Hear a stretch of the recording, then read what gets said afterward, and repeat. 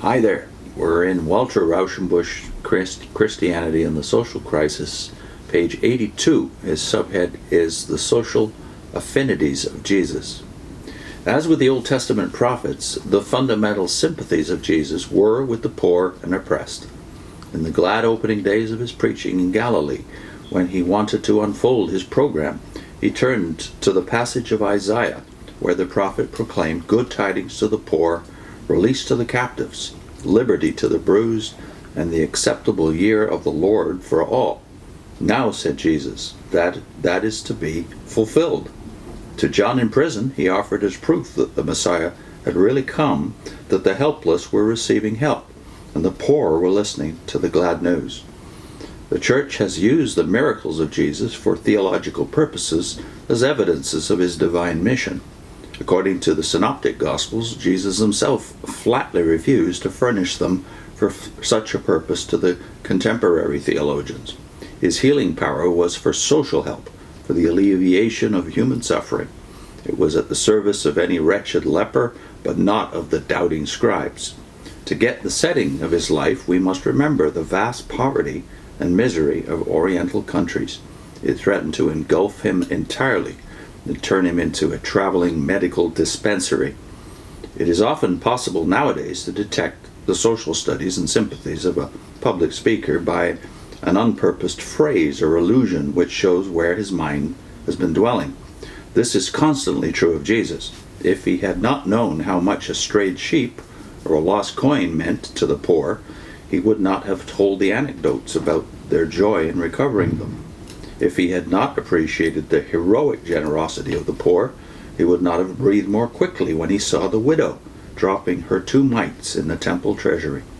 He knew how large a share the lawyers get in settling an estate, and how little is left for the widow. He knew how bitterly hard it is for the poor to set the judicial machinery of organized society in motion in their favor. Hence he used the illustration of the widow and the judge. He knew the golden rule of society: dine those by whom you want to be dined. Those who most need a dinner are never asked to have a dinner.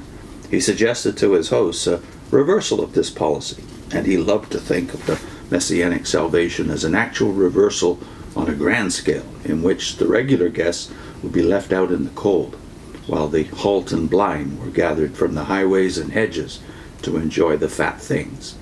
No man would have laid on the colors in the opening description of Dives at his feasting and Lazarus among the dogs, as Jesus did, who had not felt vividly the gulf that separates the social classes.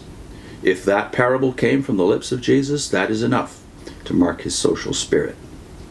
Jesus proceeded from the common people. He had worked as a carpenter for years, and there was nothing in his thinking to neutralize the sense of class solidarity which grows up under such circumstances.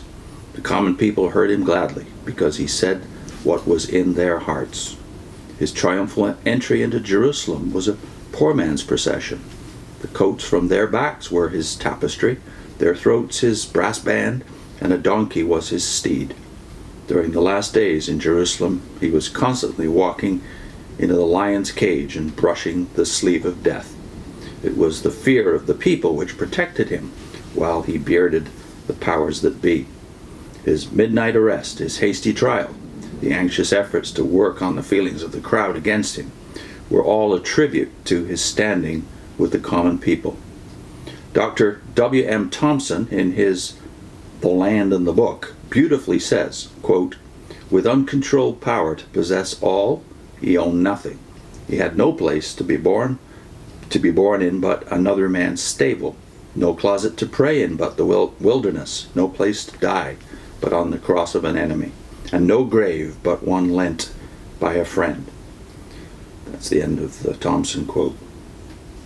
That perhaps overstates his poverty, but it is fair to say that by birth and training, by moral insight and conviction, by his sympathy for those who were down, and by his success in winning them to his side, Jesus was a man of the common people, and he never deserted their cause, as so many others have done.